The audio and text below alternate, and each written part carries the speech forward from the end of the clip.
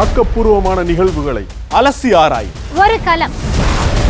RDX திங்கள் முதல் சனிக்கிழமை வரை இரவு 7 மணிக்கு.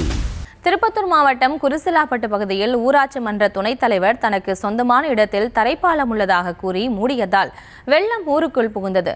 இது தொடர்பான விவரங்களோடு இணைகிறார் எமது செய்தியாளர் நித்யானந்தன். வணக்கம். மேலும் விவரம்.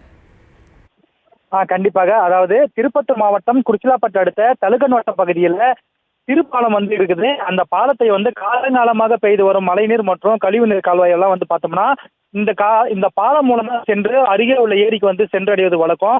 ஆனால் இந்த சிறு பாலத்தை குருசிலாப்பட்டு ஊராட்சி மன்ற தலைவர் அந்த இடம் எனக்கு சொந்தம் என கூறி, தண்ணீர் செல்லும் இடம் தனக்கு சொந்தமானது என கூறி அந்த இடத்தை அந்த சிறு பாலத்தை மூடியதன் காரணமாக காலங்காலமாக இந்த சிறு பாலத்தின் மூலம் வெளியேற தண்ணீர் வெளியே செல்ல முடியாமல் அங்கேயே தேங்கி நிற்கிற சூழ்நிலை ஏற்பட்டிருக்கு.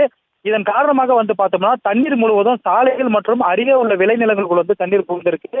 மேலும் பார்த்தோம்னா அருகே உள்ள தரைப்பாலத்தின் வழியாக தலுக்கன் வட்டம், காரை கிணறு, பங்கு கொள்ளை, கொழுகுமலை உள்ளிட்ட 10க்கும் மேற்பட்ட கிராம பகுதியிலிருந்து இந்த தரைப்பாலத்தை பயன்படுத்திட்டு வராங்க. மேலும் இந்த தரைப்பாலத்தின் மீதாக பார்த்தோம்னா அதிக தண்ணீர் செல்வதால மேம்பாலம் அமைத்தர வேண்டும் என அப்பகுதியை சேர்ந்த சிறுவன் கோரிக்கை வைக்கிறாரு.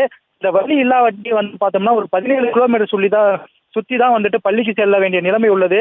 எனவே பள்ளி மாணவர்களின் நலனை கருதி மாவட்ட நிர்வாகம் மேம்பாலம் அமைத்து தர வேண்டும் என அந்த சிறுவனை கோரிக்கை வச்சிருக்கிறது குறிப்பிடத்தக்கது.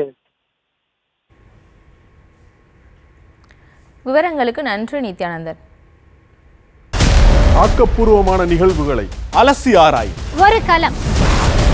RDX திங்கள் முதல் சனிக்கிழமை வரை இரவு 7 மணிக்கு.